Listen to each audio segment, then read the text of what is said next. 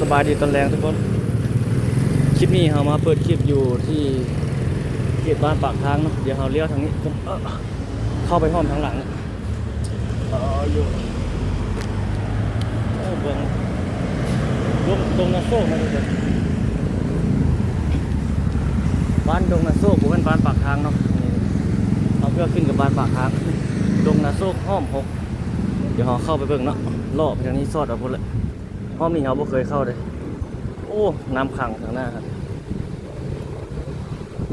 ดงนาโซ่มันน่าจะบดตันเนาะโอ้โหอันนี้น้ำมันมาอ่างอยู่นี่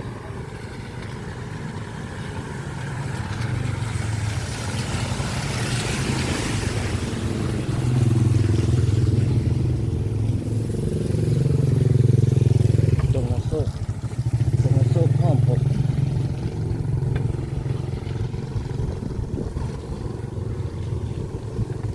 โอ้มีงานงามเลยดงนาโซ่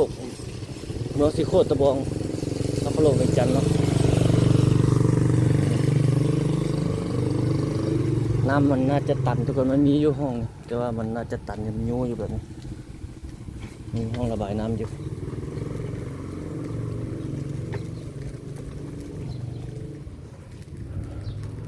โอ้ฝนตกมันน่าจะท่วมตลอดตามเขาเบิ่งเนาะมาจากนี้สอดนี่จุ๊บสิไปทางหน้านี่ต่อสอดออกคนไหนวันนี้ไปอัปเดตเบิ่งเขตอันน่ะเศรษฐกิจคนจีนในเวียงจันทน์เขตเศรษฐกิจบุกเบิกใหม่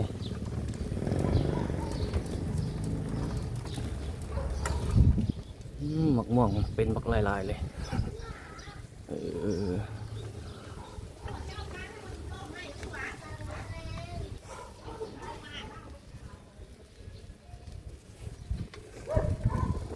วัดโศกใส่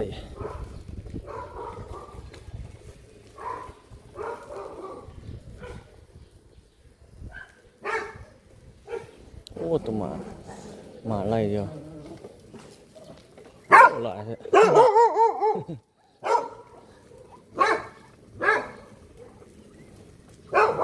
มันขายเครื่องย่อย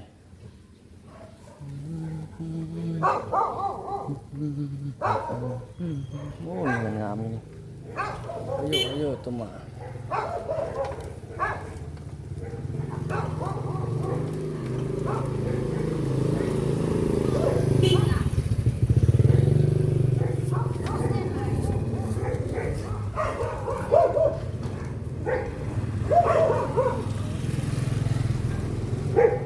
โอ้มาอารวาสหลายเลยมันนี่เต็มเลยเนาะ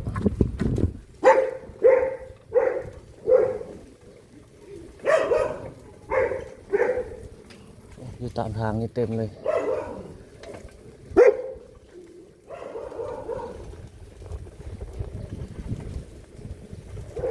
ได้มาเยอะ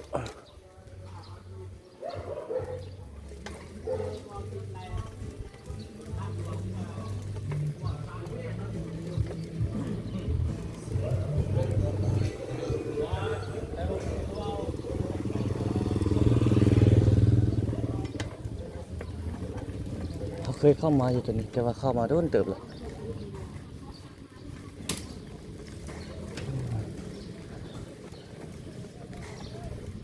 เงินงามลายอยู่เนาะเข้ามา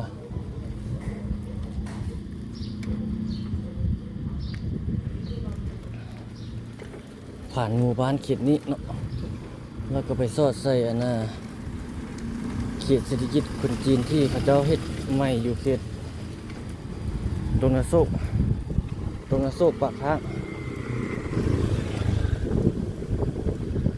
อัปเดตให้ทุกท่านได้เบิ่งได้ส่งไปเขตบ้านเฮือนคนลาวเฮาอยู่แล้วก็เขตคนจีนเข้ามาเฮ็ดธุรกิจโอ้ทางหน้านี่เสียงอันจักจั่นห้องหลายเนาะ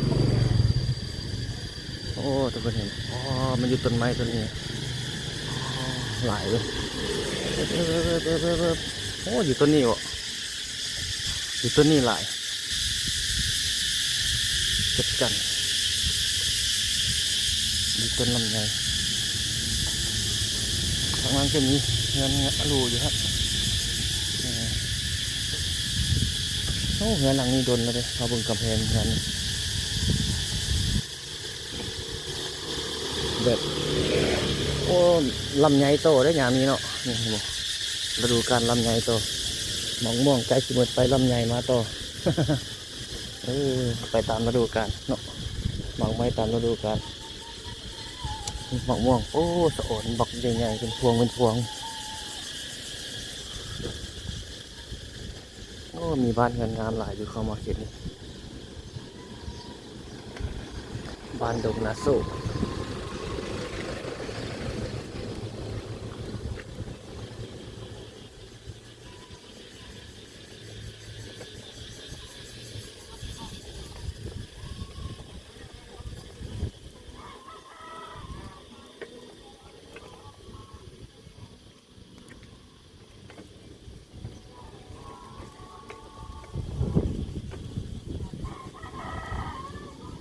เด็ดหัวเนาะไปทางใดดีบัดนี้ทุกคนเลี้ยวซ้ายเลี้ยวขวาเลี้ยวขวาไปนะครับเลี้ยวซ้ายตอนนั้น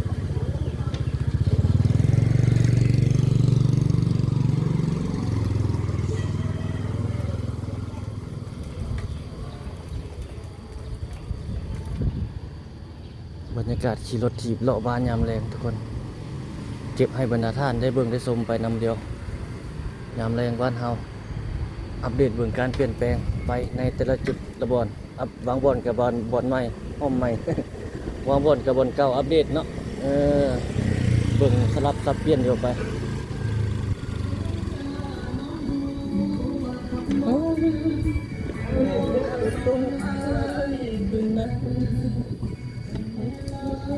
ที่บุญเอิญซึ่งน้องนั้นยังบ่ลืมบ้านนั้นเขาห้องมีบ่ทุกคนเขาห้องมีซะกึบสดเอาคนนี่เดี๋ยวปิดกล้องมาใส่เฮาก่อนยังบ่ได้เบิ่ง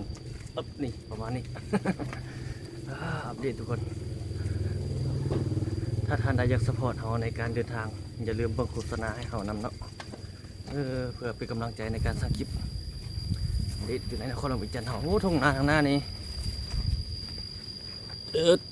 มีน้ำเลยนี่บอกน้ำหมดแล้วคู่เสียงนี่ไรโอ้ยเด็ดไปทางนั้นนี่หนองปลาเขาเจ้า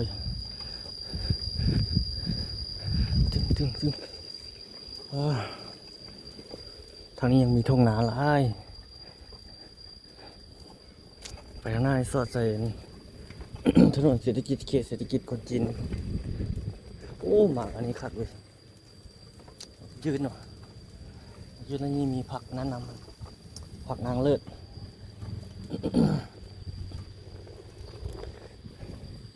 ทางไหนเขาเจ้ากำลังถมดินเข้าไปอยู่แถวนี้อีกบุดนก็เพิ่นเปลี่ยนทางเข้ามาดีละคิดคนมาอยู่หลายเลยเด้เงินเก่าอยู่ดนมาก็มีละแต่ผู้ที่เข้ามาอยู่ใหม่ก็มีเขตนี้มันใกล้กับเขตเศรษฐกิจคนจีนละออกไปทางหน้านี่น้อยหนึ่งก็เป็นเขตคนจีนมาให้ธุรกิจละเดี๋ยวเราจะออกไปให้ทุกท่านได้เบิ่งอัปเดตเบิ่งเขตคนจีนเขาจะมาให้ธุรกิจเนาะโอ้เวลานั้นเห็ดไหมงาม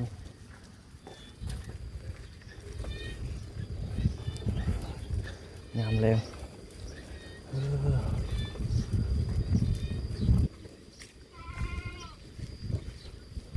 โอ้โห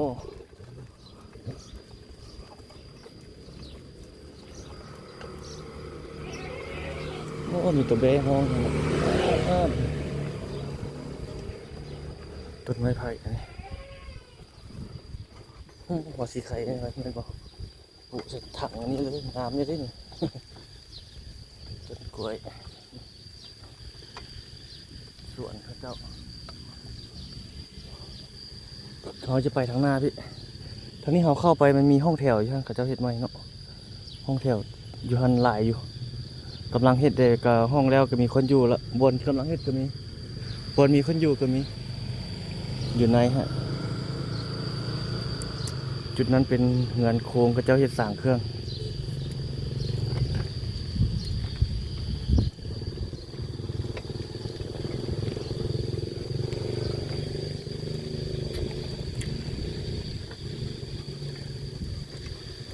ปุ๊บยามแรงบ้านเฮาบริษัทเราทุกคนเฮาพยายามจับภาพให้มันนิ่งที่สุดพยายามพยายาม โอ้บรรยากาศดีเลยก็มาแบบนี้มันเป็นแบบบ้านๆเฮามาเบิ่งงั้นเลนซ้อนสองของถนนทางหน้านี่บอนคนจีนก็เจ้าโอ้ก็มาตัวนี้ใส่ตำหุงครับเด้นี่ก็เจ้าปูคนจีนเลยเด้มาเมื่อนั้นยังไม่ได้ปูได้ทุกคน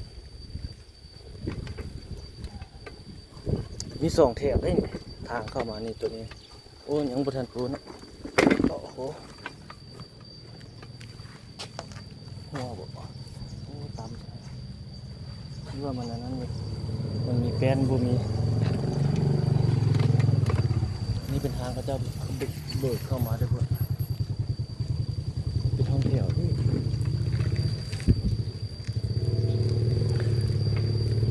โอ้รถกันมานี่ไปได้บ่ นี่เขาเจ้าเฮ็ดไปใหม่ทั้งหน้านี่เขาเจ้าบ่ทันแปลงเนาะเขาคิดว่าแปลงไปละจุดนี้บ่อนเฮาอยู่นี่แล้วก็โตไปทางพุ่นจะมีคนแบบเพิ่นมาเฮ็ดเป็นทางแล้วก็แพงแล่นไปนี่เพราะว่ามันมีเขาเจ้าเฮ็ดห้านเฮ็ดอย่างอยู่นี่ตื่มมันเฮ็ดเป็นนั้นบริษัทห้างเขาเจ้าของพาขี่ไปเบิ่งเฮามาถ่ายที่หนึ่งแล้วเนาะอันนี้มาอัปเดตเด้อทุกคนอันนี้มันเป็นทุ่งนาได้เขตนี้ เหมือนว่าบางท่านมาเห็นว่าโอ้ตัวเมืองเวียงจันทร์เป็นจังซี่บ่นะตัวนี้มันเป็นเขตชานเมืองเนาะทุกคนเขตที่กำลังบุกเบิกกำลังเฮ็ดมาอยู่ใหม่เขตเศรษฐกิจใหม่ว่าซั่นซะแต่ก่อนมันบ่มีทางเข้ามาซ้ำที่อันนี้มันเป็นทุ่งนา เขาเจ้ามาเฮ็ดห้านเฮ็ดหยังอยู่ที่เขตนี้แล้วมันก็จึงเริ่มมีอันนี้ขึ้นมาวางเข้าวางอย่างเริ่มเป็นแนวทางเข้ามาโอ้ไปทางเบื้องนี้ไปซอดท่านจะมีถนนคอนกรีตเนาะดงโดกบนดงโดกดงนาโซกหาหนองบึกเนาะข้างเขานี่เป็นห้างห้านบริษัทเขาเจ้าโอ้ตีนหน้ารถเขานี่โตนั้นเมื่อกี้ปุ๊บเชื่อมันสีหัวแล้วโอ้โครงตัวนี้ใหญ่เนาะพวกเขาเจ้าจะเห็นบริษัทอย่างสร้างเครื่องบริษัทเรียนเข้าไปนี่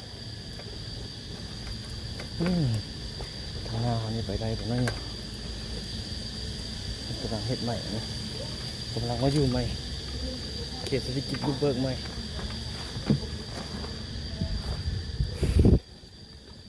บอกสั่งเครื่องเขาเจ้าเบื้องนั้นเป็นห้านเด้เบื้องนั้นหลังห้านอยู่ทางถนนเนี่ยนี่ซอยบนรถออกมาเดี๋ยวพาไปเบื้องสั่งเครื่องของคนจีนเนี่ย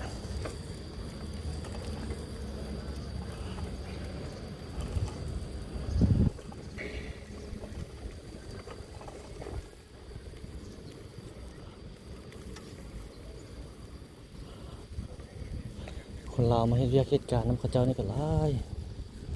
เบิ่งสั่งเครื่องข้าเจ้า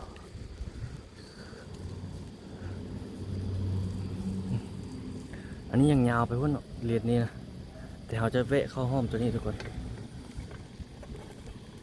ยาวไปพุ่นเลยนี่ยังยาวไปพุ่นบนรถไปพุ่นแต่เขาจะไปทางนี้สอดใส่ทางใหญ่ อัปเดตให้บรรดาท่านได้เบิ่งได้ชม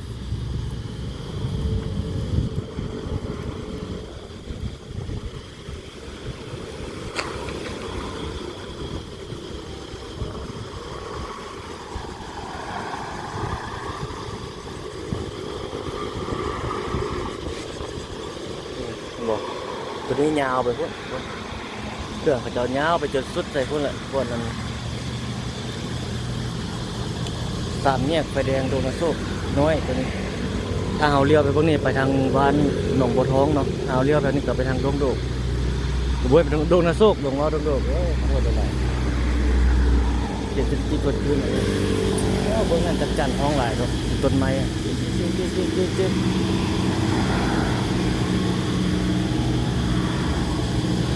มื้อนี้เฮาปั่นมาอัปเดตเนาะเขตเศรษฐกิจของคนจีนในเวียงจันทน์เขตดงนาโศกปากทางเนาะเมืองสีโคตะบองนครหลวงเวียงจันทน์มื้อนี้เป็นวันที่26เดือน5 2025อัปเดตให้บรรดาท่านได้เบิ่งได้ชมรถอันนี้เขาจะเอามาขายกันบ่รถจกรถ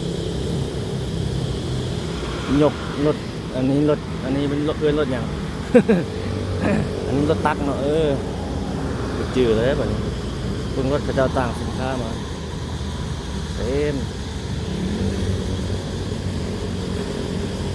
เข้ามาแล้วเลย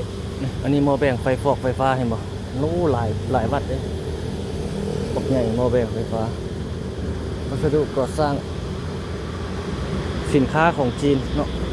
เป็นโซนอยู่เขตนี้ทุกคน A B C D ไม่อย่างต่างๆแต่ว่าเดียวไปเพื่อนกำลังบุกเบิก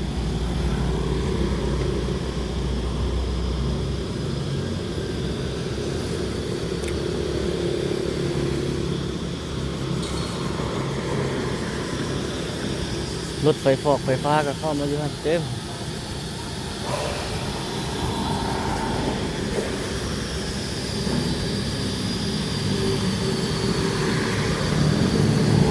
ตอนนั้นมีตึกมีอาคารน้ำเนาะนี่แหละทุกคนมาอัปเดตให้ทุกท่านได้เบิ่งได้ชมยามแรงบ้านเฮาอัปเดตเศรษฐกิจใหม่ในเวียงจันทน์ในเขตสันเมืองเวียงจันทน์เข้ามาอยู่ใหม่ทุ่งนากลายเป็นสิทธิ์อย่างเวียงจันทน์ท้องหลายเริ่มต่อไปนี่ก็มีเครื่องรถจกจักรปั่นไฟจะเอามาขายหลายเป็นของงานกิจการคนจีนข้ามทางไปขึ้นนี่ได้บอกฟุตบาทนี่เพิ่งอันนี้เขาเจ้าเสร็จแล้วเราเอารถมาอยู่เลยเล็กเทียนน้อย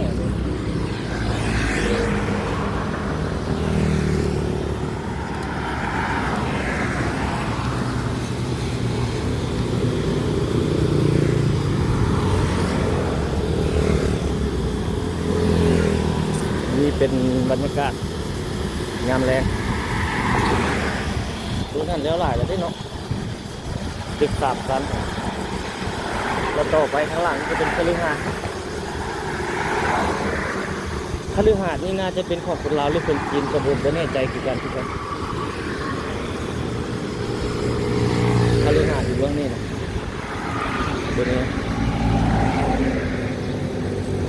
กำลังเฮ็ดอยู่ตรงนี้ก็ได้เนาะคืบหน้าเลยเลย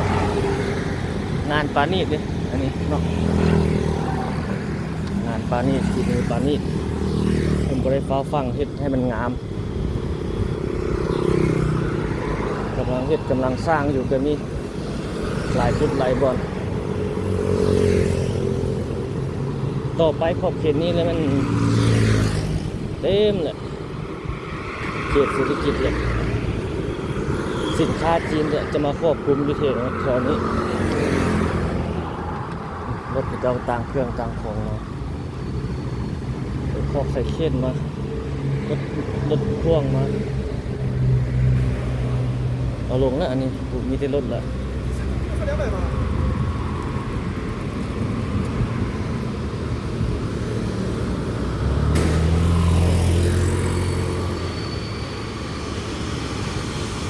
จักพ่มน้ำดิ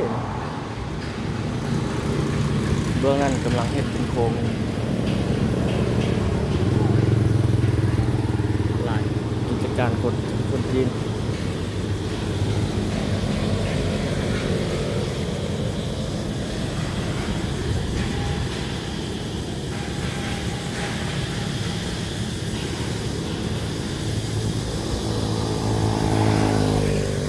ตอนนี้ขึ้นมาอยู่ในปัจจุบันตอนนี้มันเป็นของคนจีน หมดเลยของคนลาวเฮายังบ่มีเท่าพอละถ้าเราไล่กับประมาณ 99% เลยตอนนี้อยู่ขอบเขตนี้ส่วนใหญ่จะเป็นของคนจีนเนาะเปอร์เซ็นต์หนึ่งของคนลาวเดิมที่อยู่เขตนี้ฮะแต่ว่าคนลาวอยู่เขตอื่นมาเยอะยังบ่มีน่าจะเป็นคนลาวเพิ่นอาศัยอยู่เขตนี้นะก็มีบางห้านเนาะคนขายเครื่องย่อยบ่ห้านข้าวเปียกบ่เฟอบ่อย่างประมาณนี้นะก็มีอยู่แต่ว่าเข้ามาเฮ็ดใหม่สร้างใหม่นี่ส่วนใหญ่จะเป็นห้านคนจีนหมดเลย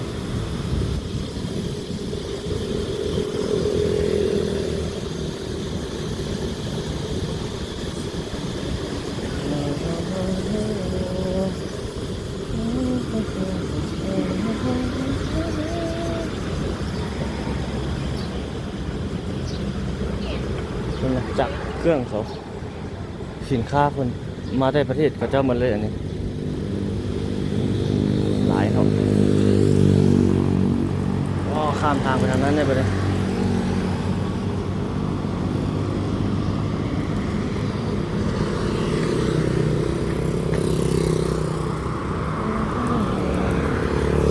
โบไปเลยไปทางนี้ซะ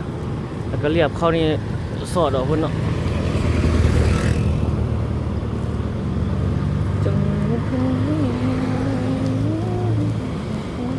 อันนี้เป็นสำนักงานรัฐอันนี้สถานที่ราชการ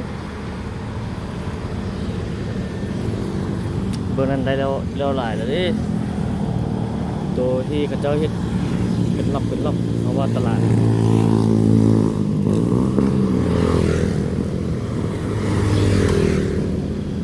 เป็นล็อกแบบนั้นเรียบร้อยแล้วย้อมไปทางเลยทุกคนเลยมันเปื้อนมันมีที่ดินนี่มาลาดอยู่เดือนนี้คนบุมีคนมาอนามัยนะขาดคนบริบัติรักษาทางนี่อย่างประมาณถ้ามีคนอนามัยทางบอกอย่างต่างๆอยู่ตลอดเวลานะโอเคละ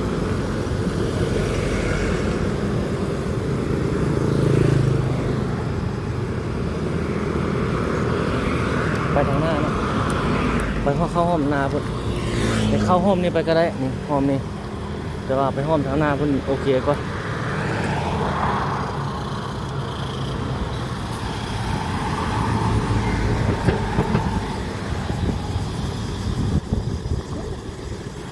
อยู่ทางหลังของตึกโซนเบื้องหลังก็ยังมีอยู่เลยเฮ็ดเข็นยกไม่อย่างแปลงนี่นะแปลงโคมอยู่นี่เป็นบ่อเล็ก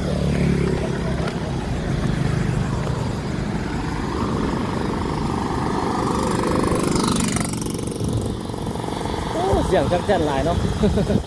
ของเจ้าเจ้อยู่เลย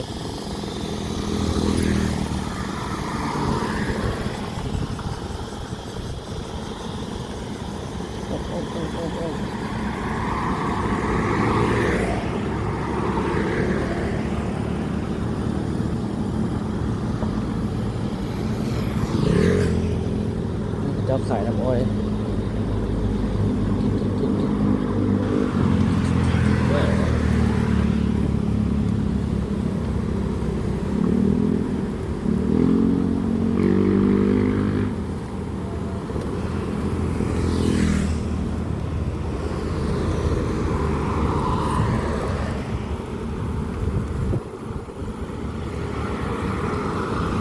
ต่อไปนี่ผู้ใดอยากได้สินค้าจีนมาเขียนนี้ แต่ว่าบุมยังประเภทเสื้อผ้าบุมนี้ส่วนใหญ่จะมีแต่ประเภทกดจักรนักว่าเครื่องใช้แบบบัวแห่บัวโคทางบัวไม่อย่างประมาณนี้หลายแต่ถ้าไปเรื่องประเภทเสื้อผ้าบัวนี่ยังทำมีหลายเดี๋ยวอันนี้เครื่องใช้ครัวเงินนี่มีแล้วนี่ถ้วยบวงมันอย่างตัวนี้แล้วโดนไปก็จะมีไปเรื่อยๆนั่นแหละให้มันครบทุกอย่างนั่นแหละแต่ปัจจุบันนี้เขาเห็นเรื่องคนจักรหนักนี่มาอยู่ไว้ก่อนเนาะ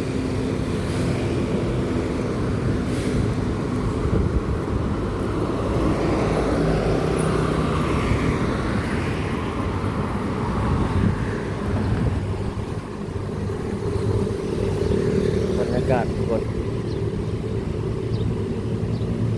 บางคนเขาจะก็เมียคนลาวเขานี่แหละกิจการอยู่ห้างอยู่นี่ต่อซื้อเมียเขาจะหมดมาแล้ว บริษัทเขาเจ้าถ้าเป็นคนต่างประเทศเลยมันจะเสียนั่นนี่หลายเนาะเฮ็ดนั่นเฮ็ดนี่หลายขั้นตอนแต่เขาเจ้าส่วนหลายเขาเจ้าเมียคนลาวแล้วก็ซื้อคนลาวเลยแล้วมันบ่ได้มีอย่างหลายปานใดนะ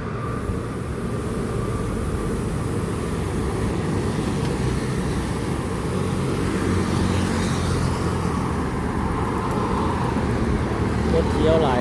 เส้นทางเส้นนี้เพิ่นก็เฮ็ดแล้วโดนหลายปีแล้วแหละเป็นตรงเนาะมีแต่ตัวทางหน้าเขาหากันแล้วประมาณรถตัวนี้น้อยนึงเนาะมันดงนาทองตามมีไซฮะ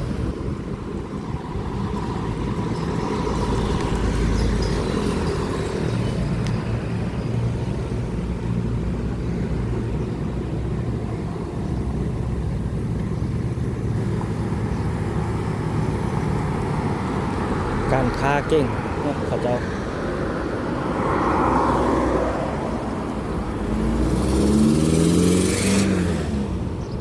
เข้าห้อมนี่บนรถออกมาเนี่ยไปจอดใส่ปากทาง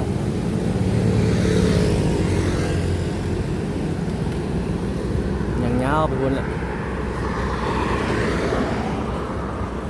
ขี่ไปนั่นเลยเกี่ยวมาเนาะเขาจะเข้าห้อมนี่ห้อมบนเบื้องซ้ายมือเอาเมื่อกี้นี่มันอย่างยาวๆมานี่แม่นไหมโอ้แล้วหลายแล้วเบื้องนั้นก็ได้กดจับงอกกดจับนั่ง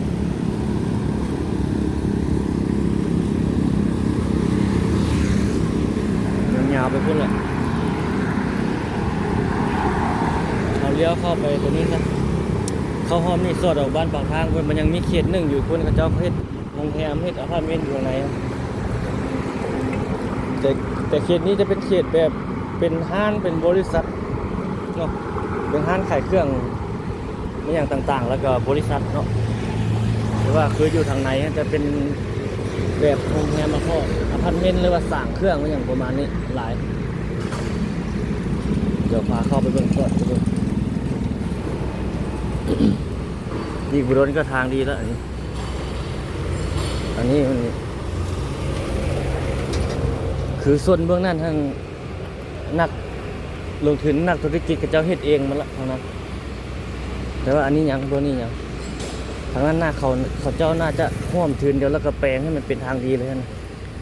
บ้านเฮือนคนลาวเขาก็มีอยู่ในขอบเขตนี้เนาะเฮือนคนลาวเขาเดิมอะเนี่ยบางคนออกไปอยู่จุดนอกให้เขาเจ้าเข้ามาเศร้าอยู่มันจะค่าเศร้าแพงแล้วก็ไปอยู่บนอื่นก็มีบางคนก็อยู่เองเลยประมาณนี้ไปบางคนก็ขายมันก็ขายต่างชาติซื้อมีสิทธิ์ซื้อดินอยู่ประเทศเฮาได้หรือบ่ให้มันก็มีอยู่แต่คนนอกทางด้านใดฮู้ทางด้านกฎหมายน่าจะฮู้มันจะมีขั้นตอนมีอย่างต่างๆไปนั่นแหละโอ้ทางในนี่สร้างเครื่องเจอเบิ่งรถบักหลายเรียนเข้าไปเดี๋ยวเข้าไปเบิ่งจุดนึง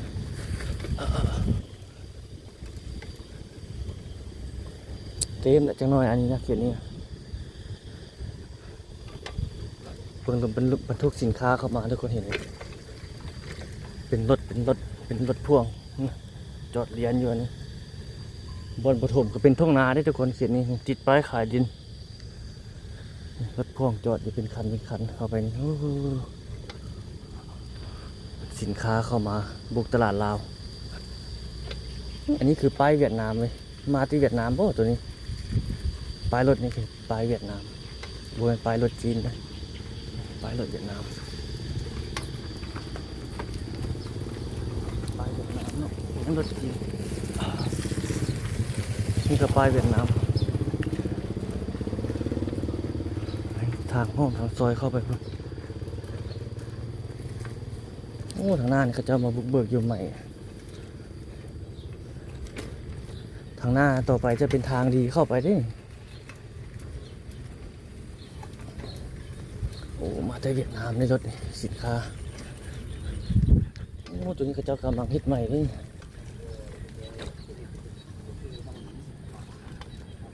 สระเครื่องตัวนี้เป็นห้องแถวห้องแถวทางนั้นยังไปบ่ได้เหรอทุกคนเป็นบัวนั่นเข้ามาตรงนี้จะเป็นห้องแถวแบบนี้ นี่ห้องให้เศร้าห้องแถวให้เศร้าโอ้คนจีนมาเศร้าอยู่อันนี้เต็มมีห้างขายเครื่องอยู่แบบนี้เลย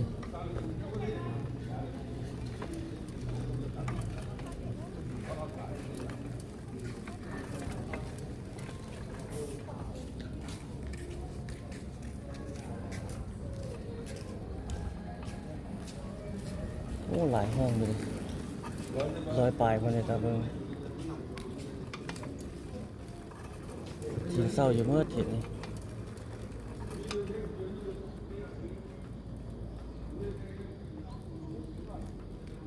ทุ่งนา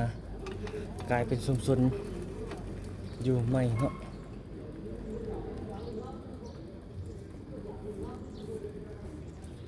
บางคนก็เอาผู้สาวลาวแล้วมาอยู่นี่ตรงนี้เนี่ยอยู่ห้องแถวเลยมาเศร้านี่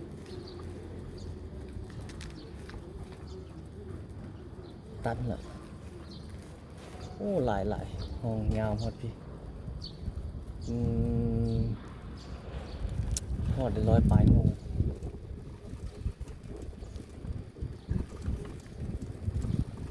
ออกไปแล้วบัดนี้ล่อไปทางหน้าเพิ่นเลยโต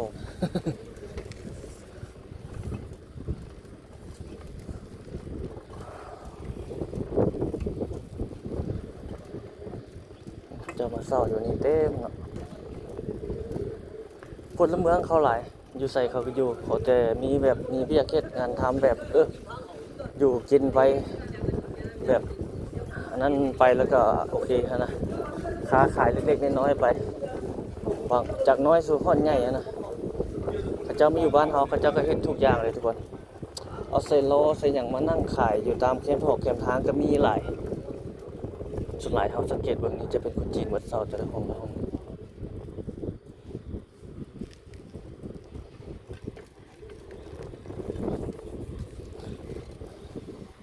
ก็ยังมีห้องว่างอยู่เนี่ยมีอยู่ร้านขายเครื่องอยู่นี่ครับทงสาลีรถบรรทุกสินค้าใหญ่ขนาดเลยรถเวียดนามแต่น่าจะเป็นคนจีนครับผมโอ้เต็มรถนี่มันนิดน้อยเครื่อง เต็มรถอันนี้มันเป็นรถนิดน้อยตู้คอนเทนเนอร์ใหญ่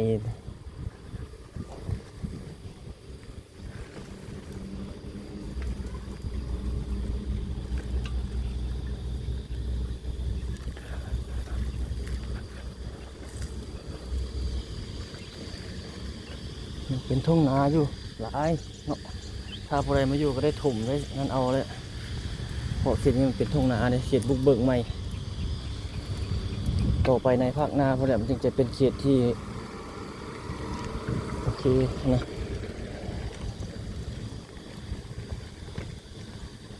เขตสานเมืองเวียงจันทร์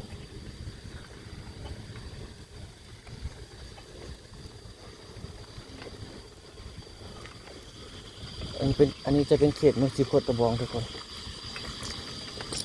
หันหาล้อมอันนี้จะเป็นเขตแบบดงนาโซ่นงแต่งภาคทางเขตนี้นะอยู่เรียนเยาวมณฑลอยู่เขตนี้หมู่บ้านออมแอมเดี๋ยวอยู่แถวนี้โอ้ตัวนี้เสียงน้ำบักหลายๆกำแพงหัวเขาเจ้าให้ตัวลิงมาใส่ประดาเสาหัวสีสันเนาะ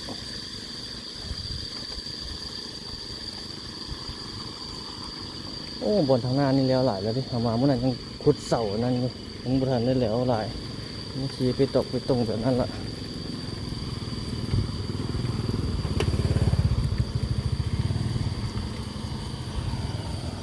เจ้าทีไปตรงหน้าทางไว้หรือตัว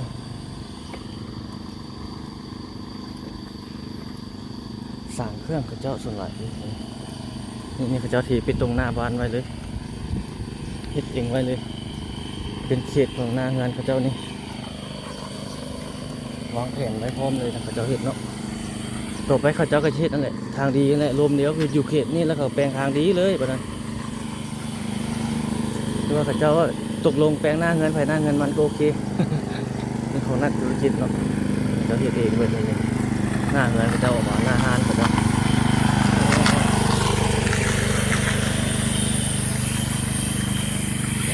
เกิด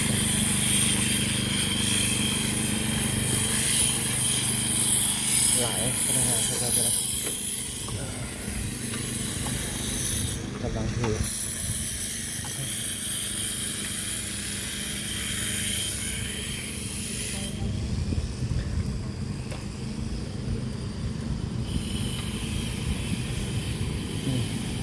ปูเรียบร้อย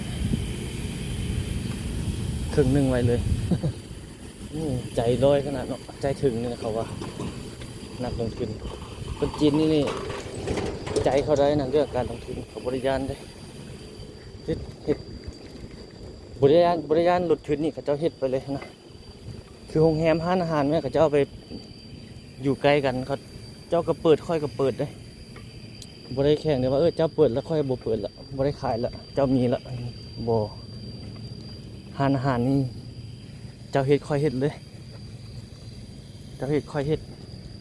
สูตรไผสูตรมันอาหาร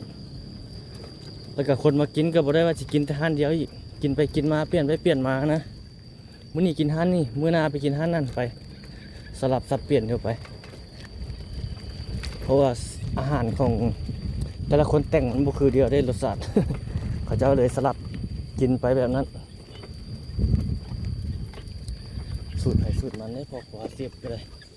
เจ้าเฮ็ดเสียบค่อยเฮ็ดบ่เสียบเจ้าเฮ็ดหืนค่อยเฮ็ดเค็มเฮ็ดเจาะเฮ็ดจางไปต่างเดียวเนาะ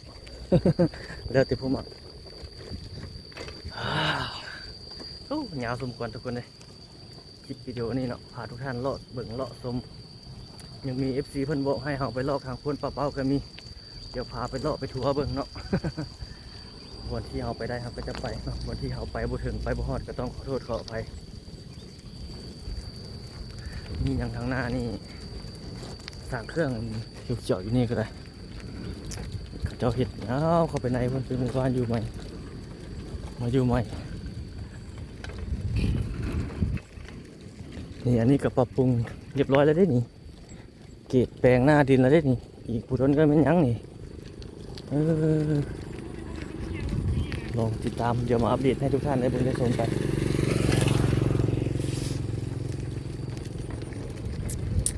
ตัวนี้ปรุงละเดี๋ยวเราเลี้ยวตัวนี้เป็นสี่แยกเนาะเดี๋ยวเราเลี้ยวนี่ก่อนเลี้ยวขวาก่อนแล้วจึงเลี้ยวซ้ายไปทางนี้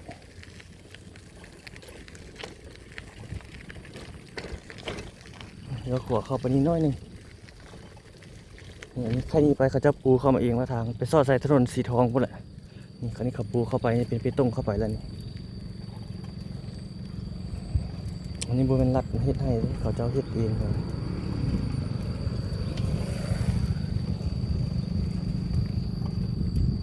เป็นหนองเป็นบึงอยู่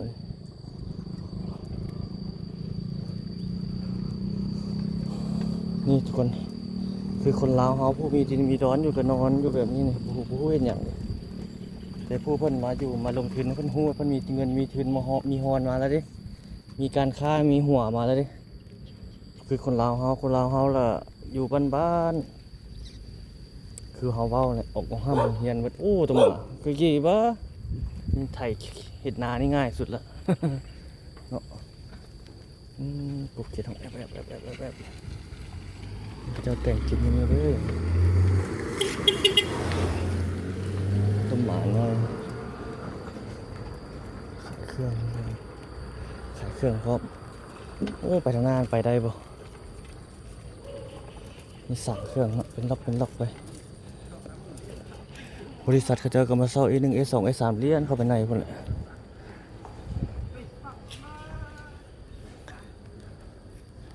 นี่ยังไปต่อไปพุ่นอย่างนี้เขาจะบุกเบิกไปในอยู่นี่ทางทางงาน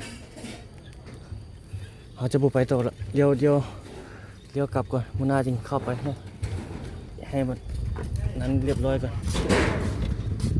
เพิ่นกำลังเฮ็ดอยู่เขาเข้าไปก็โดนเติบแล้วแต่ว่าเบิ่งยังบ่มีการเปลี่ยนแปลงหลายจุดนั้นเดี๋ยวไปทางนี้ก่อน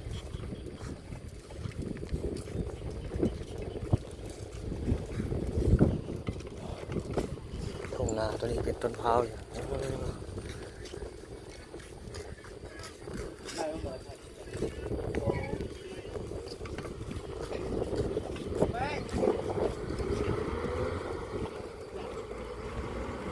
สึกนะ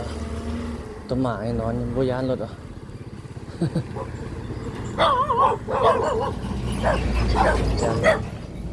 จังกี่ว่าโอ้คือสิมีปลาเนาะหนองตัวนี้เนาะ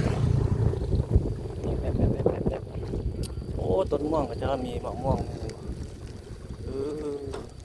โอ้เย็นดีขนาดทุกคนเลยทางหน้าเราเนี่ยไปเห็นโรงแรมกำลังก่อสร้างอยู่อันนี้บ่มีผักบัวลอยเนาะ อยู่บ้านเรามีผักบัวลอยทุกคนนะฮู้บ่เนาะผักบัวลอยมันเป็นต้นแบบมีน้ำแล้วมีใบเป็นก้านขึ้นมาแล้วเป็นใบฟูขึ้นเป็นผักบัวลอยซึ่งขวางเฮามีเนาะโอ้ทางหน้าเฮาสิไปได้บ่ทุกคนมันเป็นหนองทุ่งนาแบบนั้นไปน่าจะไปได้อยู่ได้มาแล้วพาทุกท่านเลาะเบิ่งแหละเขตนี้เป็นเขตเศรษฐกิจบุกเบิกเฮามาถ่ายก็ต้องบุกเบิกไป บุกเบิกการเดินทางยากก็ไปง่ายก็ไปนี่ง่ายแล้วตัวนี้นะตัวนี้ไปสอดใส่ถนนสีทองพุ่นแหละเขตบ้านปากทางไปทางนี้อาจจะไปเขตเบิ่งเขตทางหน้านี่มันมีนั้นอยู่ครับมันมีเขตโครงการเพิ่นเฮ็ดหลายอยู่เป็นแฮมอพาร์ตเมนต์รถเพิ่นมาก่อนอันนี้บุกเบิกใหม่แล้วที่นี่ตอนแปลงตอนนั้นทำมายังบ่ได้เป็นแบบนี้เลยมันเพิ่นแปลงใหม่แล้วรถเข็นออกมาจนไปก็เป็นทางดีแล้วเขาจะมาอยู่หลายแล้วก็เริ่มพัฒนาไปแปลงไปนี่ก็จบรถด้ามนี่ก็โอ้ได้เงินดีอยู่ในอย่างจันทร์นี่เพราะว่ากำลังสร้างกำลังสาหลายจุดหลายบ่อนนะประเทศเขากำลังพัฒนานะกำลังมีบ่อนสร้างบ่อนสาหลายคือเขาเว้าเรื่อยๆ ในผ่านมาเนาะคือที่ประเทศที่มันเจริญแล้วมันพัฒนาไปแล้วมันบ่อนสร้างบ่อนนั้นมันก็มีน้อยแต่บ้านเฮานี่โอ้ยังหลายนักธุรกิจเข้ามากับกำลังสร้างกำลังบุกเบิกก่อนนักธุรกิจเพิ่นจะมาลงทุนเพิ่นก็บ่แม่นว่าสิเฮาฮู้เฮามาเด้ทุกคนเด้เพิ่นก็ศึกษาอย่างละเอียดครบถ้วนนี่เป็นโรงเรียนขับรถนี่คือเจ้าเรียนขับรถนี่จอดอยู่ค่อยอีกนี่จอดอยู่ค่อย1วิแล้วก็ใส่เลขแล้วจึงไปบางคนนี่ถอยกลับเลยเบิ่งเราสิถอยกลับสิไปหน้าได้บ่หรือจักสิตายจึ๊บๆบ่ขึ้นซ้ำตกแล้วแบบนี้ คันหันมือไปเสียงนี้ตกสำนี้มันตักกันเห็นเลยจอดอยู่เครื่องค่อยแล้วไปต่อนะนี่บ่ได้บ่ผ่านแบบนี้เป็นกฎเนาะซ้อมบัดนี้บัดใหม่ก็เป็นเนาะเคยรถเคยตีนลึงตีนแล้วก็เป็นนั่นก็บ่ได้ยากขับรถขับรางก็ได้บ่มีไผเป็นมาแต่เกิดได้ทุกคน ทุกอย่างต้องเรียนรู้ทางนั้นโอ้ทางไหนก็เป็นห้องแถวนะคนจีนอยู่เป็นแถวไหนนี่เป็นหนองน้ำมืดอันนี้เห็นบ่ตัวนั้นบุกเบิกไหมครับกำลังเห็ดจะนอนนี่เลยเอาลูกเอาหลานมาอยู่นำนี่แหละชีวิตทุกคนบริคือเดียวนี่ทางนี้โอ้น้ำเต็มเลยนี่เป็นฝังท่อใหม่วางท่อใหม่นี่วางท่อแปลงทางนี่กำลังจะแปลงนี่แล้วก็ไปทางหลังออกมาพุ่นนี่วางท่อแล้วน่าจะถมหมดเลยเขตนี้กำลังผู้เบิกเป็นเขตในเมืองโอ้ตัวปลาบอนอยู่ไหนวะตัวปลาตัวเป็ด นี่ตอนนี้หิวแงมเห็ดไหมสูงแล้วเนาะตัวนี้เนาะว่าเป็นคือห้านค้านี่เว้ยทุกคน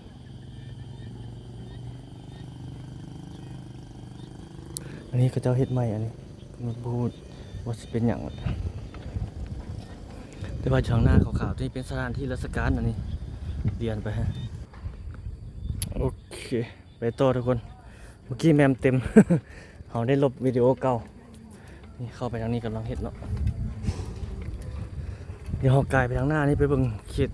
สถานที่ราชการท่านเรียนเกี่ยวกับมาเข้าห้องนี่ทุกคน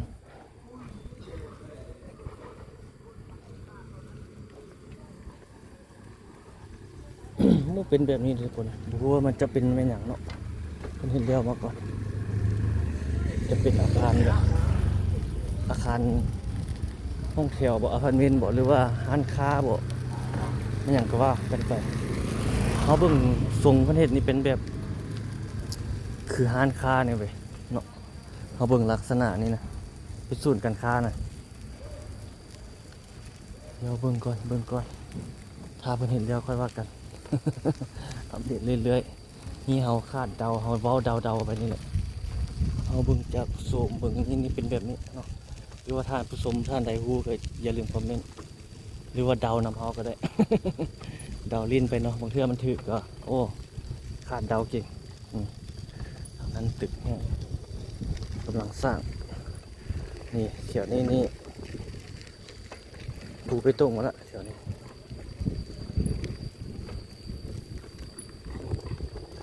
กำลังสร้างมีแพงนี่เป็นสถานที่ราชการเป็นอย่างยาวไปหมดไปตัวนี้ไปซอดใส่ถนนบ่อนเฮาเว้าเมื่อกี้พุ่นบ่อนเฮามีเขตแล้วเขตเศรษฐกิจคนจีนเรียบแคมทางมาฮะมีห้านค้าคนจีนเท่านะเรียบมาฮะนะ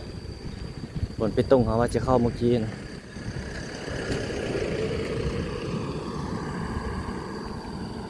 เป็นถนนบ่อนเฮาเปิดคลิปมาแหละเฮาโลกว่ามาเมื่อกี้แหละอันนี้เฮาไปทางนี้ซะกลับคืนไปบนเฮาว่าเมื่อกี้ทางนั้นเนาะตึกอาคารเห็นกำลังสร้างหลาย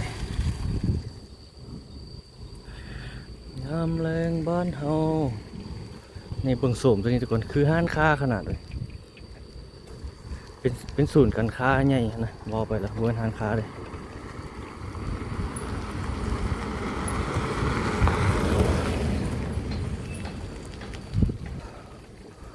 เดี๋ยวเพิ่นเห็นแล้วก่อนค่อยมาเบิ่งอีกครั้งอัปเดตไปเรื่อยๆเนาะ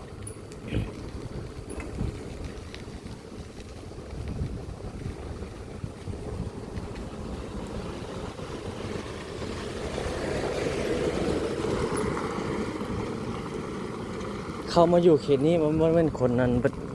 ธรรมดาได้ทุกคนเข้ามาอยู่แถวนี้แม่นแต่คนแบบนักลงทุนเข้ามาอยู่หมดเลยบ่แม่นเฮือนคนประชาชนคนเฮาเจ้าค่อยได้เข้ามาอยู่อันนี้มันนักลงทุนเข้ามาอยู่หลายขึ้นแล้วมันก็เป็นเขตเศรษฐกิจใหญ่แล้วมันเป็นของนักลงทุนเนี่ยมันเป็นของคนอาศัยอยู่แบบทั่วไปเนี่ย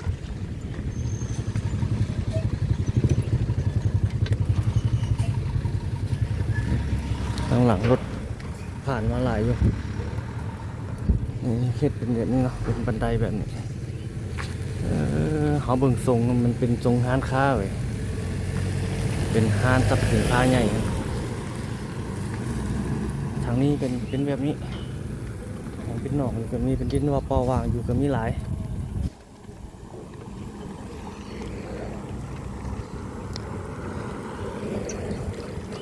นักธุรกิจมาอยู่หลายนักลงทุนมาอยู่หลายมันก็เป็นเขตเศรษฐกิจใหญ่เนาะ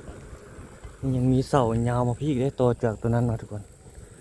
วันนี้น้อยได้เนื้อที่ตัวนี้แต่ว่ากำแพงเพิ่นคือเขาหลายคลิปก่อนนั่นแหละตันปิกเลยเบิ่งทางไหนบ่เห็นเลย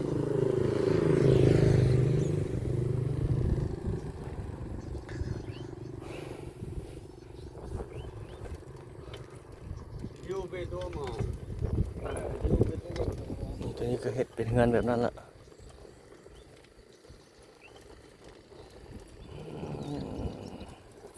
ยามแรงบ้านเราผู้สาวเนี่ยไปใส่เนาะ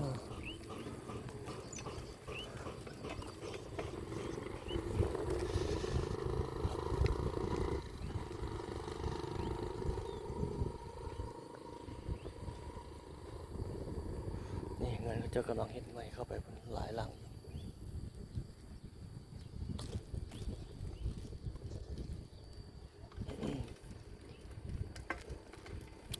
หลายสั้นเนาะ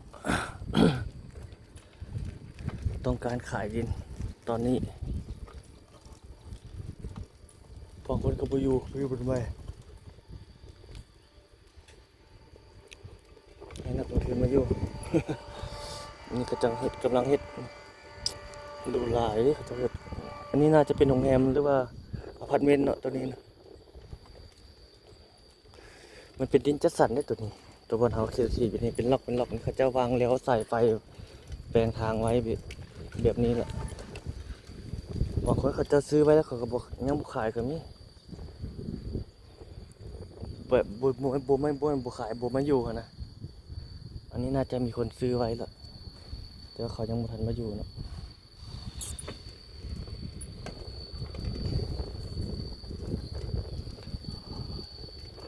ตึกของแฮมทางหน้านี่หลายชั้นเลย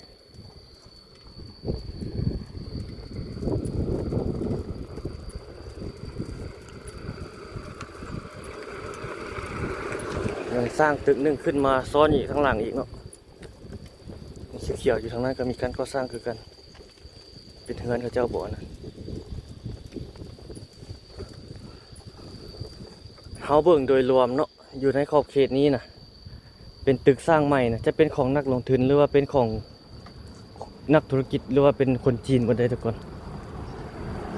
คนลาวเขาก็มีแต่ว่าน้อยเนาะ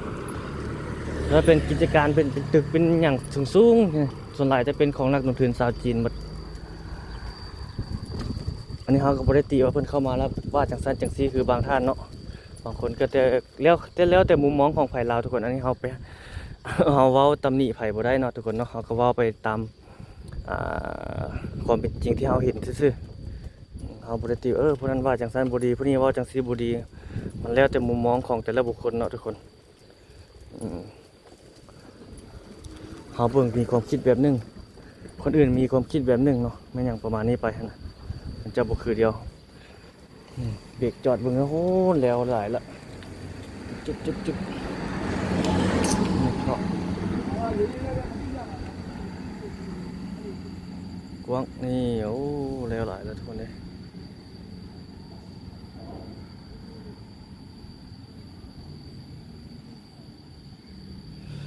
นี่แหละนักธุรกิจนักลงทุนมันเข้ามาให้มาสร้างดีวะทุกคนสาเฮาว่าดีเลยเพิ่นเอาเงินมาลงทุนเป็นต้นเป็นโตอยู่บ้านเฮาเศรษฐกิจบ้านเฮาก็ก้าวไปบ่มีประเทศใดคือเฮาเว้าเรื่อยๆนั่นแหละบ่ต้องการนักลงทุนทุกประเทศต้องยั่วนักลงทุนมาหมด นักลงทุนเข้ามาหลายกับประเทศเจริญเนาะทุกคนเพิ่นเอาเงินมาสร้างดิมีสวนมีหยังอยู่หลังบ้านเจ้าก็ได้เก็บหมักไม้หมักม่วงไปนักลงทุนเข้ามาอยู่มาสร้างก็มีหลายแต่นักลงทุนก็มีหลายแบบหลายรูปแบบฉะนั้นแล้วก็ขึ้นนำกฎหมายว่าจะคุ้มครองกับเจ้าแบบใดเนาะถ้ากฎหมายคุ้มครองดีก็ไปแนวทางที่ดีถ้ากฎหมายไปแนวทางที่บ่ดีมันก็บ่ดีได้ทุกคนเนาะนี่เขาเว้าตามแบบเฮาเห็นเฮาฮู้อยู่ในสายตาของเฮาเนาะถ้าเฮาเว้าหยังผิดพลาดก็ต้องขอโทษขออภัย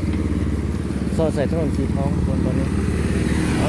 ยังมีทางหน้ายังมีโรงแรมอีกเดียวไปต่อ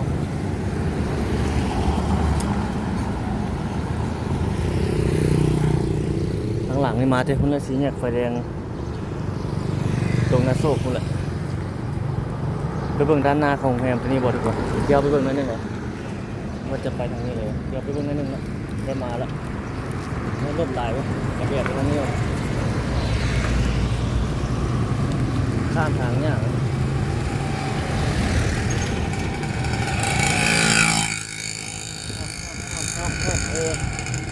นี่มาเบิ่งด้านหน้า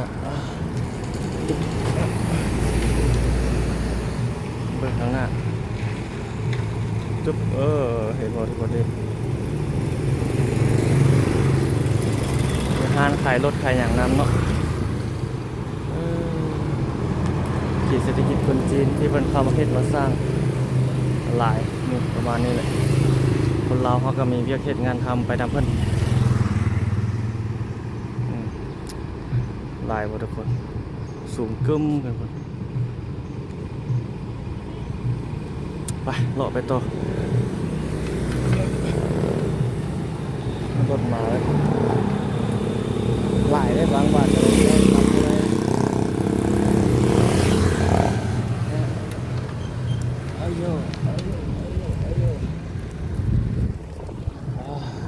ไปทางหน้าต่อ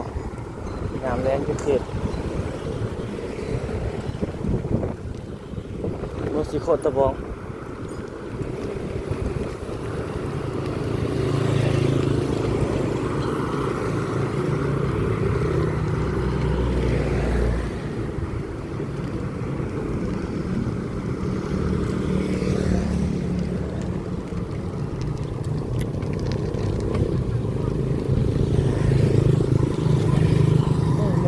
ขายเลขเนาะผู้สาวพระเจ้ามานั่งขายเลขเลขเล้าหวยเล้า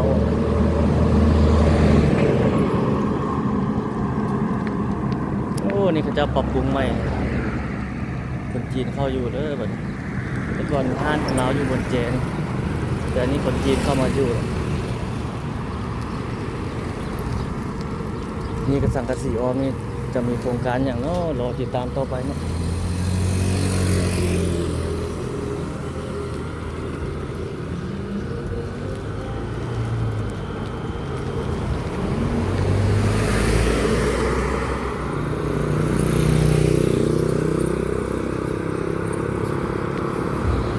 นี่ก็แม่นแล้วนี่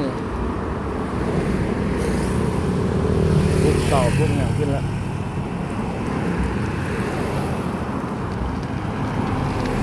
เรื่องนั้นก็ยังเป็นดินว่างอยู่ท่านคนนักลงทุนเข้ามาก็เต็มแล้วนี่แถวนี้ห้างค้าคนจีนส่วนหลายแล้วถนนสายนี้ตามการกะตวงของสายตาเขาแล้วมันคนจีน 60% แล้วคนลาวเขา40% เขตนี้เลยแล้วก็มีคนเวียดอยู่เลยแต่บ่หลายคนเวียดนี่ส่วนหลายจะเป็นห้านซื้อเล็กเศษนี่เพราะเส้นนี้มันจะมีอยู่ 2-3 ห้านละเดี๋ยวนั้นจะเป็นของคนจีนคนลาวมันเป็นเฮ็ดใหม่เรียนเข้าไปนี่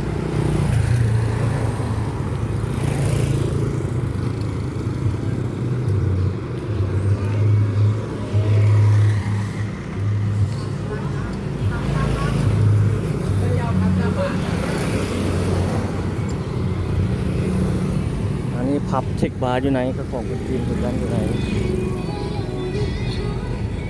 เป็นผับเป็นบาร์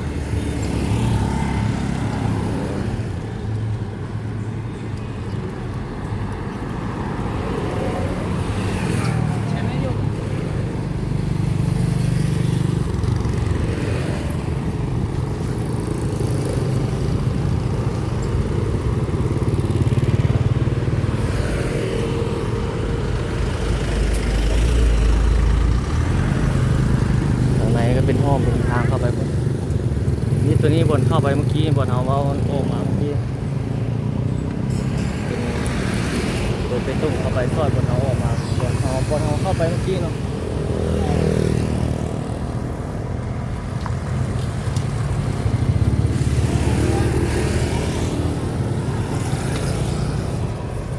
ตอนนั้นมีเป็นโครงการยิ้นแบ่งขายได้ทั้งนั้นเป็นห้องเข้าไปไหน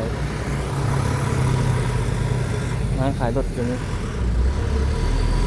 แถวนี้คนจีนอยู่มัดเลย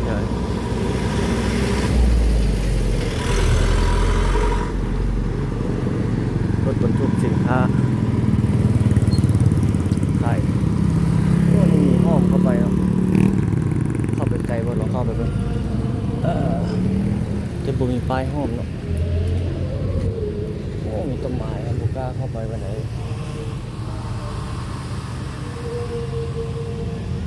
เป็นอย่างนี้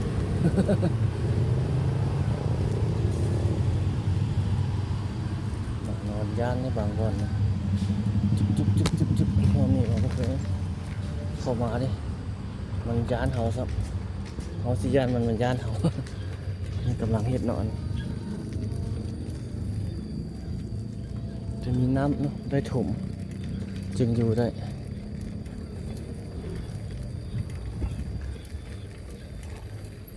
โอ้คนจีนอยู่หมดเลยนี่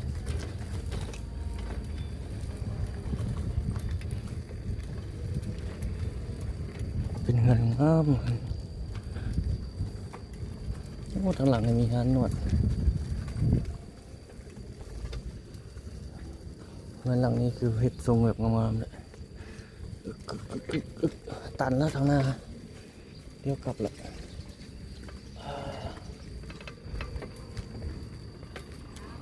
เขาว่าสิเข้าหลายเชื่อดิเข้ามาแล้วจึงโล่งใจจึงเห็นจึงพูดเนาะจ่ายเชื่อวันนี้วันใหม่อยู่ท่านผู้ชมก็เบิ่งก็โอ้ปานใดสิเข้าเนาะ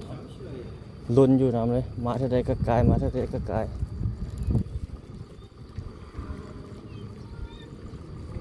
กำลังเฮ็ดใหม่กันนี่ตรงนั้นของแถม อยู่แคมทางเมื่อนั้น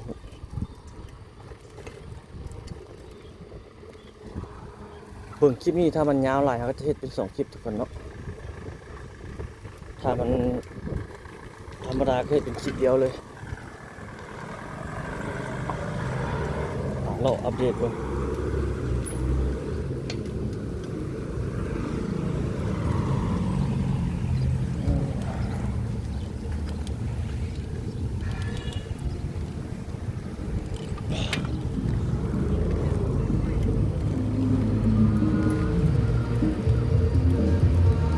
พระเจ้ากินเบียร์ยังไง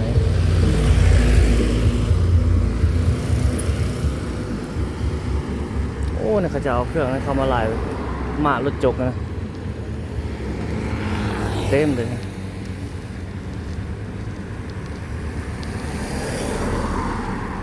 ทางนี้เป็น3 เครื่องทางนี้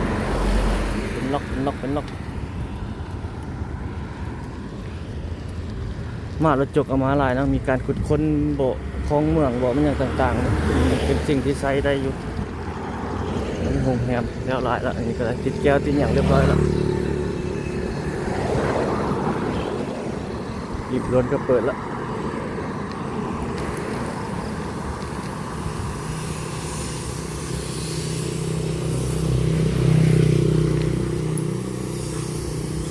ขายข้าวขายน้ำเงินโอ้แล้วหลายแล้วเนาะทางรุ่มได้ประมาณนั้นละ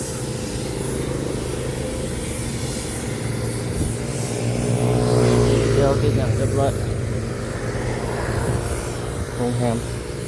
โอ้ตัวหมาออกมาอยู่ลำทางหลายเว้ย หมาเดือน9บอกนี่หากับเดือนนั้นนะเดือนนั้นเดือน5นึง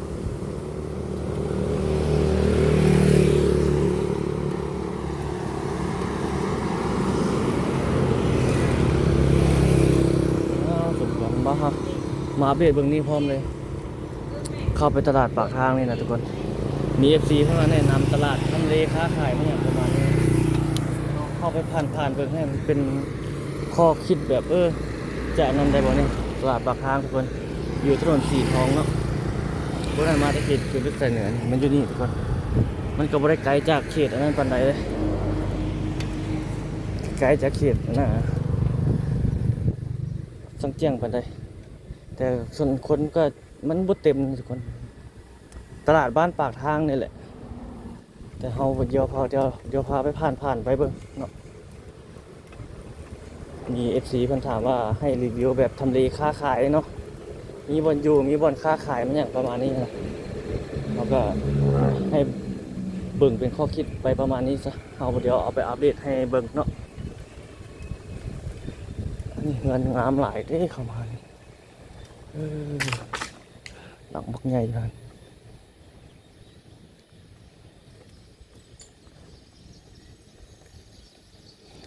ตัวนั้นเป็นอันนี้อยู่ในพื้นที่คฤหาสน์ตัวนั้นทางเข้าทางใดไปบ่มีทางเข้าไปนี่วะนี่ดินยังว่างนี่ทุกคนทางนั้นจะเป็นอันยนต์กำลังลงทางนั้นเป็นทางนี้โอ้เป็นทางเข้าไปนี่คฤหาสน์ทางเข้าไปอยู่นี่งามหลายเยอะเลยนี่ตลาดอยู่นี่ทุกคนนี่ตลาดทางเข้าตลาดนี่ป้ายเขียวๆชี้เข้ามาอยู่เบื้องขวามือเขานี่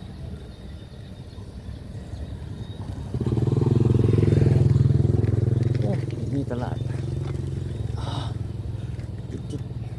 เขามาเบื้องกำแพงเบื้องเกศสลักงามเลยมีคนยากออกมาซื้อเพื่อนหาดอยู่ไหนเนี่ยเดียวนี่มีคฤหาสน์งานนี้เนาะว้าดูเห็นหลังนั้นนี่เขามาเบื้องกำแพงไงทุกคนประเทศลวดลายแบบนี้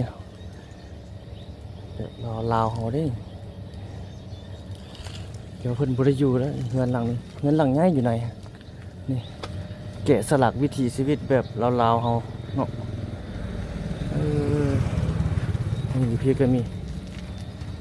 เป็นเอกลักษณ์แบบบ้านๆเขาโอ้ยุงลายนี่ตรงนี้ก็คือกันเนาะไปเดี๋ยวเขาไปตลาดคือห้องว่าวแหละทุกคนอยู่เขตนี้ห้องแถวห้องเช่ามีหลายอยู่ แต่ว่ามันยังบ่เต็มคือเฮาเว้านั่นแหละยังเป็นว่างหลายโอ้เต็มก่อนเก่าหลายแล้วเด้เอามาส่วนนั้นยังบ่ได้หลายแบบนี้ตัวทางหน้าเอานี่ยังบ่ได้มีนี่ตลาดโชคดีบ้านปากทางทุกคนเนาะห้องการตลาดเพิ่นก็อยู่นี่เนี่ยทุกคนถ้าผู้ใดอยากสนใจก็มาปรึกษาเพิ่นอยู่นี่ผู้ลมเพิ่นอยู่นี่ฝ่ายขายเพิ่นอยู่ฮะนี่ตลาดก็ประมาณนี้แหละสะอาดเนาะกว้างขวางอยู่นี่มาเปิดใหม่ได้ตัวนี้เครื่องแห้งเครื่องไซส์นี่ทำเลประมาณนี้ทุกคนทางในยังมีห้องขายมีอย่างอยู่มันยังบ่เต็มประมาณนี้เลยทุกคนมองด้านข้างนี่อันนี้นั่นยังเป็นห้องขายอยู่ดิยังมีคนมาขายเนาะแต่ว่าลูกค้ามันน่าจะคือของเว้านั่นแหละยังโบเข้ามาถึงจุดนี้หลายได้เท่านะมันก็เลย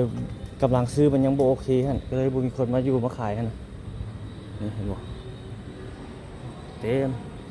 มีโซนขายผักยังหลายยังบอลยังหลายบอลบุเต็มบ้านเฮือนอบแอมอยู่เขตทางนี้จะส่วนหลายจะเป็นทหารมาอยู่ขอบเขตนี้นะมันยังเป็นทางห้องไปทางนี้อีกเป็นห้องแถวเข้าไปไงเนาะเข้าได้สองทางเดียวโอ้ทางนี้พี่เดี๋ยวเข้ามาทางนั้นเดี๋ยวไปเบิ่งกับเพื่อนขายอย่างเดียวมีแนวซื้อบอก มีแนวซื้อก็ซื้อเนาะ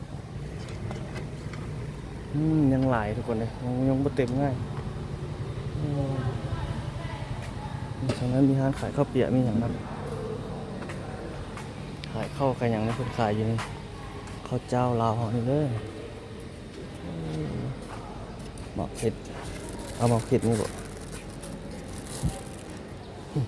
เอาตัวนี้ขายแนวเลยคนยังบ่หลายเนาะยังบ่เอาตัวนี้เอา5,000อันนี้เพิ่นยังเปิดให้ขายอยู่วะแม่นยังบ่มีคนมาหลายค่าเช่าบ่แพงติบ่มีค่าเช่ายังขายฟรีอยู่ยังขายฟรีอยู่อ่ะโอ้โลดใครอยากมาขายอ๋อโอนมีโอนนี่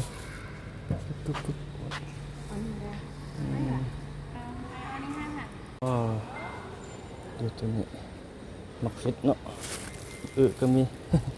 อ๋อเพิ่นยังให้ขายฟรีอยู่เนาะอ๋อสอบคนมาขายเลย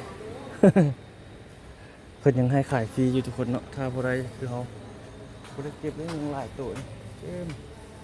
คือเขาเอาในการกำลังการซื้อมันยังบ่ทันหลายจริงได้หลายได้ขนาดนั้นเป็ดแต่ไว้กินกับมีจำกะปิ เขาเข้ามาก็รู้ข้อมูลไปประมาณนั้นเนาะที่ว่าเพิ่มรายละเอียดไปหลายเติบกว้างขวางอยู่ตลาดตัวนี้เนาะ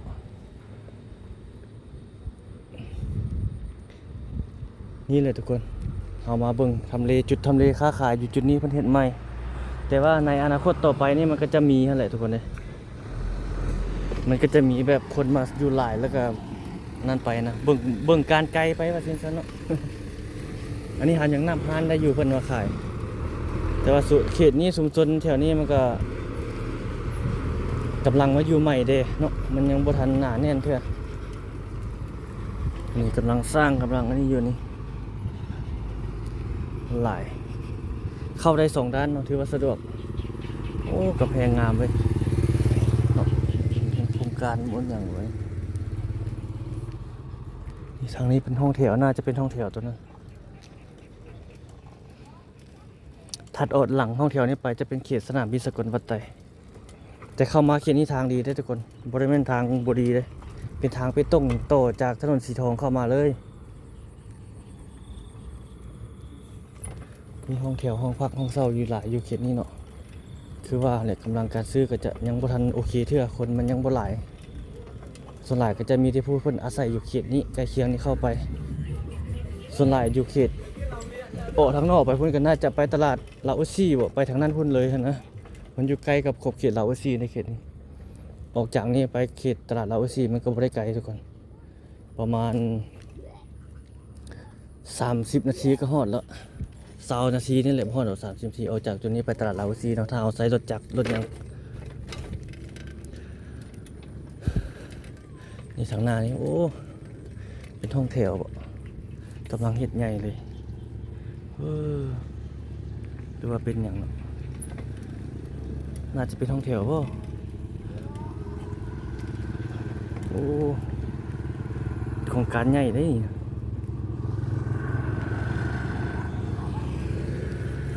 พวกเราทุกคนกำลังเฮ็ดอยู่นี่กว้างขวางเลย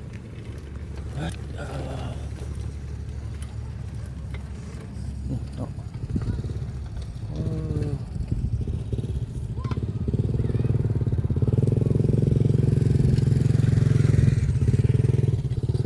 เป็นห้องแถวเป็นอย่างใหญ่เลยเขตเขาจะมาอยู่ใหม่เลยโอ้ห้องแถวนี่มาเบิ่งนี่ห้องแถวอพาร์ตเมนต์โอ้คนจีนมาอยู่นี่หลายสุดแหละเห็นแล้วมัน ทางเข้ามาดีเลยเป็นทางบุดีเลยโอ้หลายห้องเลยทุกคนเที่ยวไปคน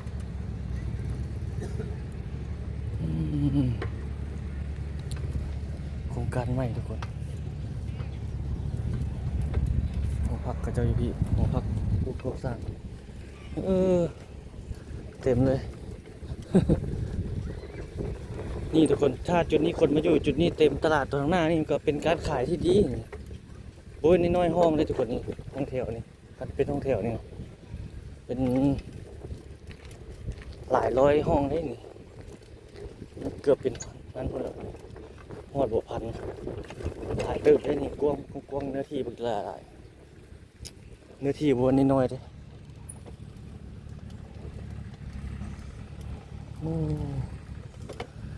กำลังสร้างเทพบ้านเฮาเมืองเฮาทุกคนเลย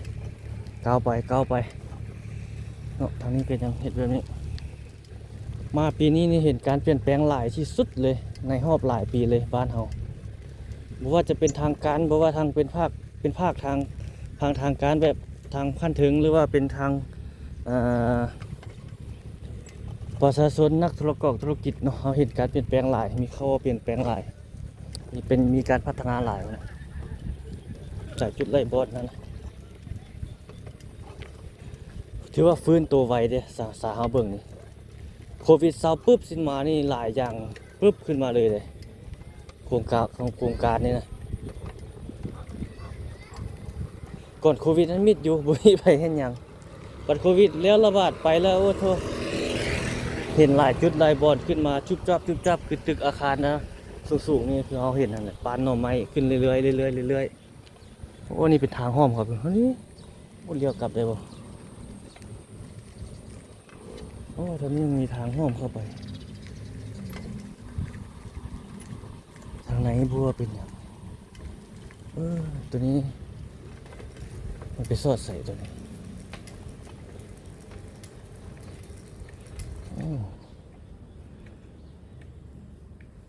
โอ้มีทางนี่คือเขาเว้าด้วยคนโอ้ขอโทษเด้อทุกคนเราจะไปทางหน้าพี่เลยเทือสอดโอ้สอดตัวนั้นเนาะสอดบนวัดหน้าวัดทันทีสอดทางหน้าวัดนะเราเคยเข้าไปจะมาหลายแม่นแต่ว่าเราไปทางนี้ก็สอดคือเดียวทุกคนออกไปให้นะสอดใส่บนตลาดเขาเว้ากันนี่จะมีเงินอยู่นี่ก็เจ้ากำลังเฮ็ดออกไปทางหลังเขานะสอดใส่ถนนสีทองเด้อทุกคนเข้าได้2ด้านคือเขาเว้าห้อมเมื่อกี้แล้วก็ห้อมเขาเลี้ยวกลับเมื่อกี้ทางออกไปซื้อก็สอดใส่พุ่นเลยนะแล้วก็มาทางหน้านี่ก็ไปสอดใส่พุ่นน่าจะสอดคือกันเนาะ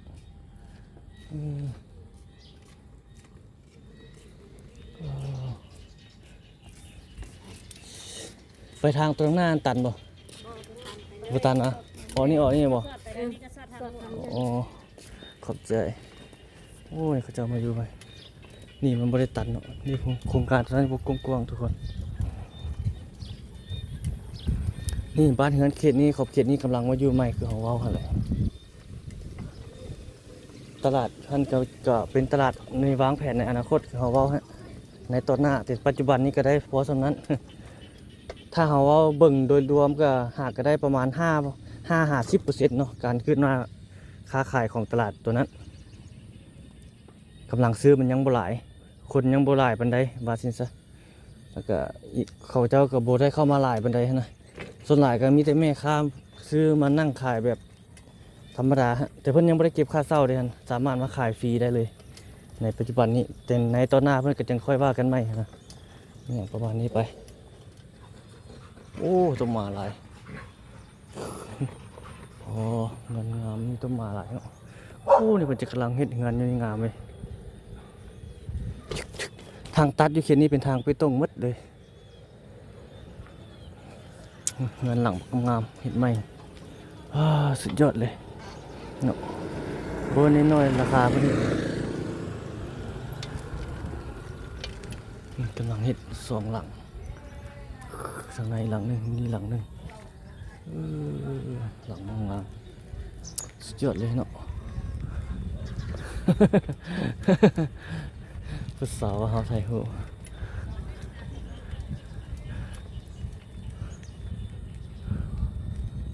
โอ้เข้ามานี่มีแต่เงินหลังงาม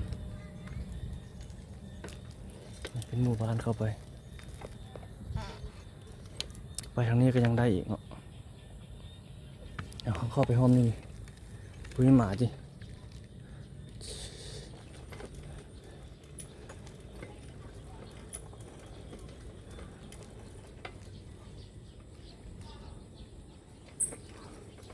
บ้านเงินอยู่เขตนี้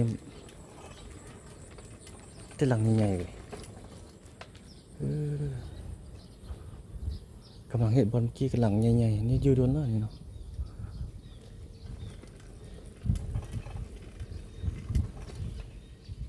จุ๊บตันด้วยนี่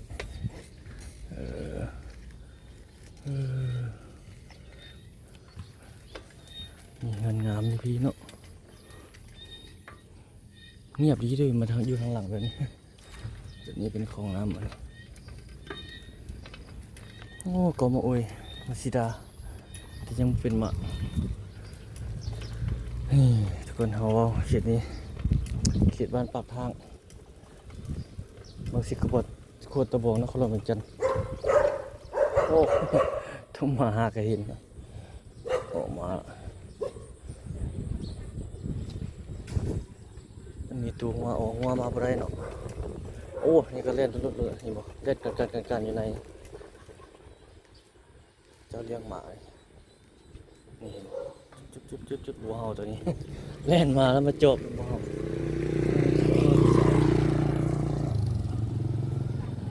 มีหมู่บ้านพักอะไรพวกโอ้เมื่อกี้ว่ามีบนห้างบนกำลังเฮ็ดใหม่ท่องเที่ยวนี่แหละทุกคนเขาเข้ามาเบียดให้ทุกคนได้เป็นในล่าสุดมันนี่ทางดีละเขตนี้เนาะไปตรงว่าโยนขึ้นวะโยนลงได้ยินแต่เสียงนี่วะขึ้นมาลง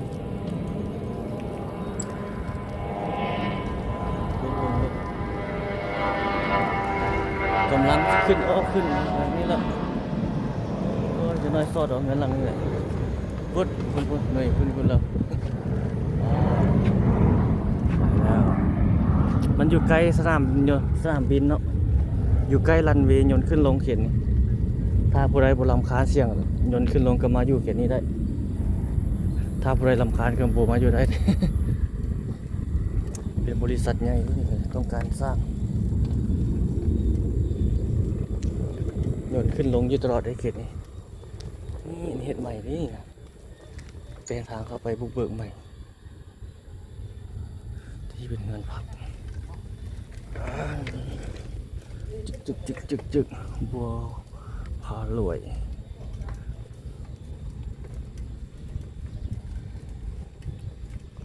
โอ้นี่เขาเจ้าเตียดสันอยู่ใหม่เนาะนี่เนาะนี่แต่คนคิดนี้เขาเจ้ากำลังมาอยู่ใหม่เขาเว้าอยู่ฟ้านี่ก็ยังเริ่มจะมีเงินมาอยู่เป็นนอกเล่น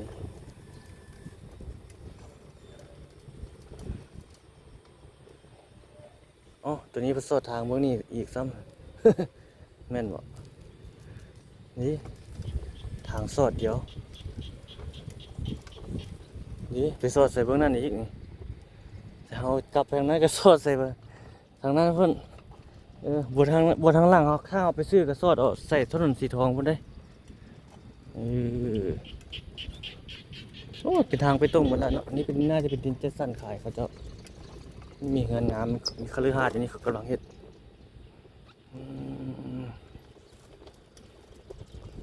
โอ้ตันดิตันอยู่นี่แล้วเนาะคิดว่ามันสอดเดียวบ่ได้สอดเด้อเออตันแล้วอันนี้ตันอยู่นี่แล้ว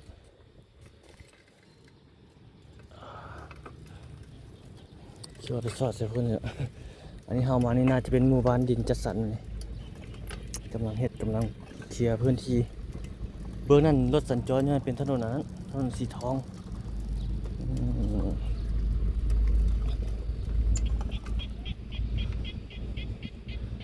นี่แหละทุกคนเอามาอัปเดตให้ทุกท่านได้เบิ่งได้ชมยาวสมควรแล้วเนาะเดี๋ยวเขาออกไปทางหน้านี่สอดแสดงก็จะเป็นการปิดคลิปแล้วก็รอติดตามเข้าชมในคลิปถัดไปเนาะเขาจะไปอัปเดตถนนสีทองเขตบ้านดงนาทองที่เพิ่นเฮ็ดทางไปตรงใหม่นะว่าเพิ่นเฮ็ดได้ไปฮอดประมาณใดแล้วเดี๋ยวพาทุกท่านไปเบิ่งเนาะไปอัปเดตเบิ่งตีเฮาออกนี่ไปสอดใส่ถนนนั้นก่อนถนนสีทองนี่ก่อน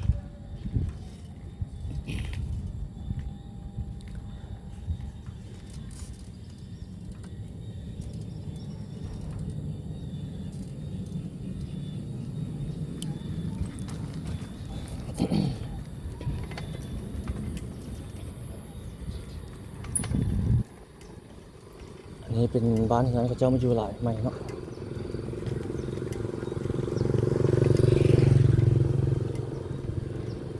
นี่เสียงยนต์อยู่ใส่ข้างหลังพวกนี้แล้วขึ้นอีกแล้วนี่ขึ้น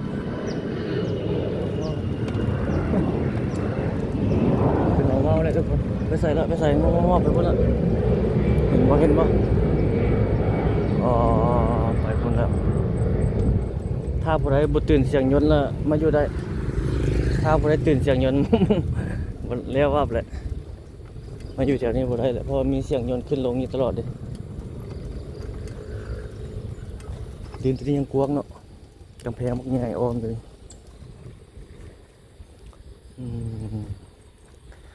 ประมาณนี้ได้ทุกคน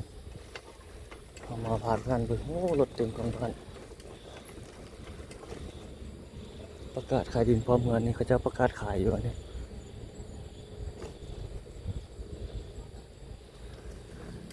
บางคนก็จะบุยอยู่ย้อนเสียงเรือบินเสียงยนต์ขึ้นลงอยู่นี่แหละบางคนก็โอเคบางคนก็บ่โอเคแล้วแต่ผู้มักได้เหือนนี่บ่มักเอาก็อยู่บ่ได้เลย